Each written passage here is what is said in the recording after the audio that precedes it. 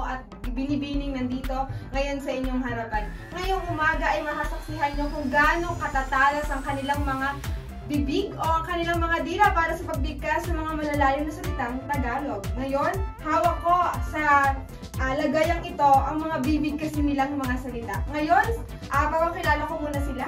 Ikaw ay si Ginoong Natoy. Ikaw ay sino? Binibining? Teresa. Ikaw naman po ay si? Jaime. Ikaw si Ginoong Jaime. Ngayon, Ginoong Natoy, maaari ka nang bumunot sa lagayang ito at bigkasin. Bigkasin mo muna ito ng kasama sila.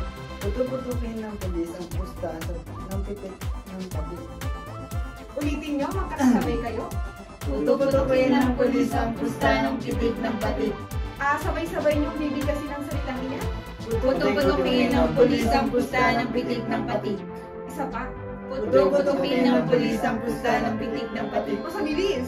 Puto-putukin ng pulis ang pusta ng pitik ng Bilisan batik. nyo pa. Puto-putukin ng pulis ang Bilisan nyo pa. Puto-putukin ng pulis ang pusta ng pitik ng batik. Bilis. Puto-putukin ng pulis ang pusta ng pitik ng batik.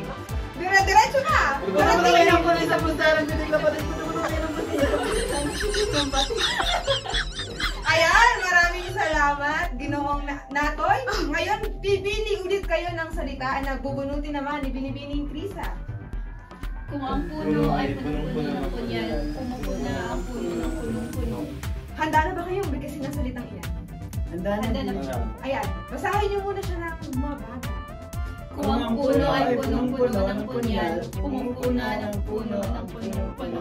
Mas bilisan niyo. Kung ang puno ay punong-puno ng punyal, pumupuna ang puno ng punong-puno. Bilisan niyo nga. Kung ang puno ay punong-puno ng punyal, pumupuna ang puno ng punong-puno. Bilisan niyo nga. Kung ang puno ay punong-puno ng punyal, pumupuna ang puno ng punong-puno. Ayan, maraming salamat, Binibining Teresa. Yan, Ginoong Jaime, ikaw naman ang huling bubunot sa umagang ito. Yan, bumunot ka na.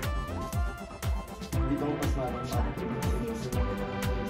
Yan, basahin niyo ito na sabay-sabay, ngunit mabilis at paulit-ulit, walang tigil.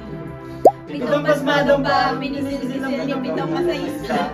Pitong pasmadong pa, pinisisil ni pitong masayista. Pitong pasmadong pa, pinisisil ni pitong masayista. Pitong pasmadong pa, pinisisil ni pitong masayista. Pitong pasmadong pa, pinisisil ni pitong masayista. Yan, maraming salamat, Ginoong Jaime. Ngayon, tatanungin ko naman kayo, ano ang naramdaman nyo pagkatapos nyo mabasa ang mga salitang ito?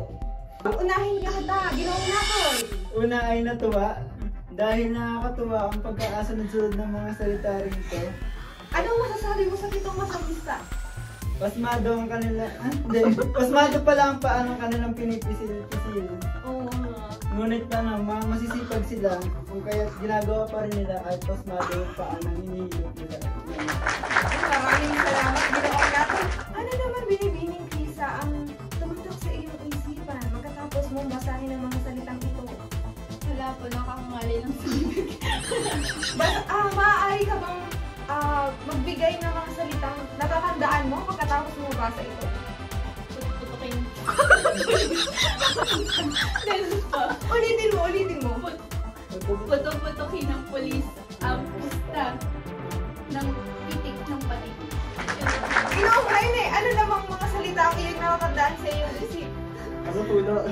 Alin ang puno? Puno. lang? Yan, maraming salamat Binibini at mga ginawa sa aming pagtanggap ng hamon na ito.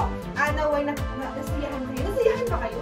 Masaya! Kaya nasiyahan din pala. Itong ginagawa namin ay pag sa buwan ng wika, naway ang Pilipino natin ay nabuhay sa gawain ito. Yan, maraming salamat. Maraming salamat. Maraming. Magpaalam muna kayo sandali sa ating mga nanonood. Magpaalam na kayo. Paalam!